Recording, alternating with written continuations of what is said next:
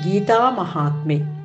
ಅನನ್ಯಾಶ್ಚಿಂತಯಂತೋ ಮಾಂ ಯೇ ಜನಾಃ ಪರ್ಯುಪಾಸತೆ ತೇಷಾಂ ನಿತ್ಯಾಭಿಯುಕ್ತಾನಾಂ ಯೋಗಕ್ಷೇಮಂ ವಹಾಮ್ಯಹಂ.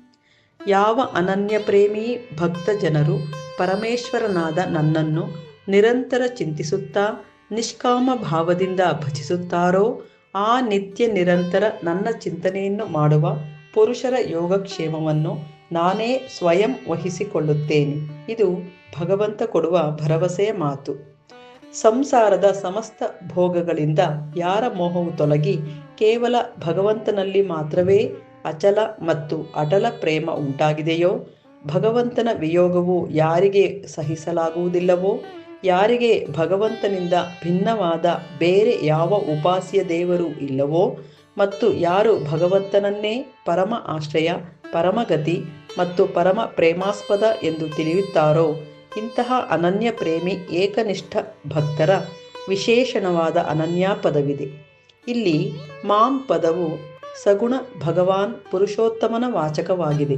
ಅವನ ಗುಣ, ಪ್ರಭಾವ, ತತ್ವ ಮತ್ತು ರಹಸ್ಯವನ್ನು ತಿಳಿದುಕೊಂಡು ನಡೆದಾಡುವಾಗ, ಎದ್ದಾಗ, ಕುಳಿತಾಗ, ಮಲಗಿದಾಗ, ಎಚ್ಚರದಲ್ಲಿದ್ದಾಗ ಮತ್ತು ಏಕಾಂತದಲ್ಲಿ ಸಾಧನೆ ಮಾಡುವಾಗ ಎಲ್ಲ ಸಮಯದಲ್ಲಿ ನಿರಂತರ ಅವಿಚ್ಛಿನ್ನ ರೂಪದಿಂದ ಅವನ ಚಿಂತನೆ ಮಾಡುತ್ತಾ, ಅವನ ಆಜ್ಞಾನುಸಾರವಾಗಿಯೇ ನಿಷ್ಕಾಮ ಭಾವದಿಂದ ಅವನ ಪ್ರಸನ್ನತೆಗಾಗಿಯೇ ಕ್ರಿಯೆಗಳನ್ನು ಮಾಡುತ್ತಿರುವುದೇ ಅವನ ಚಿಂತನೆ ಮಾಡುತ್ತಾ ಭಜನೆ ಮಾಡುವುದಾಗಿದೆ. ತನ್ನಲ್ಲಿಲ್ಲದ ವಸ್ತುವಿನ ಪ್ರಾಪ್ತಿಯ ಹೆಸರು ಯೋಗ ಮತ್ತು ಪ್ರಾಪ್ತ ವಸ್ತುವಿನ ರಕ್ಷಣೆಯ ಹೆಸರು ಕ್ಷೇಮವಾಗಿದೆ. ಆದುದರಿಂದ ಭಗವಂತನ ಪ್ರಾಪ್ತಿಗಾಗಿ ಯಾವ ಸಾಧನೆಯು ಅವನಿಗೆ ಪ್ರಾಪ್ತವಾಗಿದೆಯೋ ಎಲ್ಲ ಪ್ರಕಾರದಿಂದ ವಿಘ್ನ ಬಾಧೆಗಳನ್ನು ನಿವಾರಿಸಿ ಅದರ ರಕ್ಷಣೆ ಮಾಡುವುದು ಮತ್ತು ಯಾವ ಸಾಧನದ ಕೊರತೆ ಇದೆಯೋ ಅದನ್ನು ಪೂರ್ತಿಗೊಳಿಸಿ ಸ್ವಯಂ ತನ್ನ ಪ್ರಾಪ್ತಿಯನ್ನು ಮಾಡಿಸಿಕೊಳ್ಳುವುದು, ಇದೇ ಆ ಪ್ರೇಮಿ ಭಕ್ತರ ಯೋಗಕ್ಷೇಮವನ್ನು ನಡೆಸುವುದಾಗಿದೆ.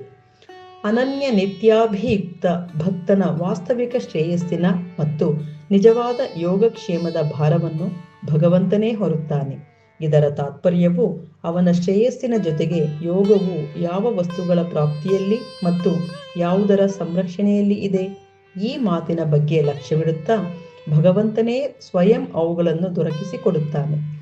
ಭಗವಂತನೇ ಅವುಗಳನ್ನು ರಕ್ಷಿಸುತ್ತಾನೆ. ಅವು ಬೇಕಾದರೆ ಲೌಕಿಕವಾಗಿ ಅಥವಾ ಸಾಧನ ಸಂಬಂಧಿಯಾಗಲಿ ಎಂಬುದೇ ಆಗಿದೆ.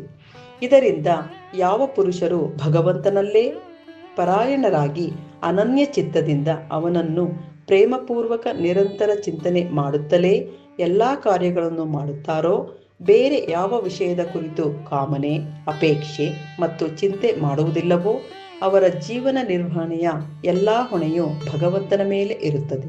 ಅಂತಹ ಸರ್ವಶಕ್ತಿವಂತನೂ ಸರ್ವಜ್ಞನೂ ಸಮದರ್ಶಿಯೂ ಪರಮಶ್ರೇಷ್ಠನೂ ಆದ ಭಗವಂತನು ತನ್ನ ಭಕ್ತರ ಎಲ್ಲ ಪ್ರಕಾರದ ಯೋಗಕ್ಷೇಮವನ್ನು ನಡೆಸುತ್ತಾನೆ ಎಂದು ನಿಶ್ಚಯವಾಗಿ ತಿಳಿದುಕೊಳ್ಳಬೇಕು. ಹರಿ ಓಂ ತತ್ಸತ್. ಶ್ರೀ ಕೃಷ್ಣಾರ್ಪಣಮಸ್ತು.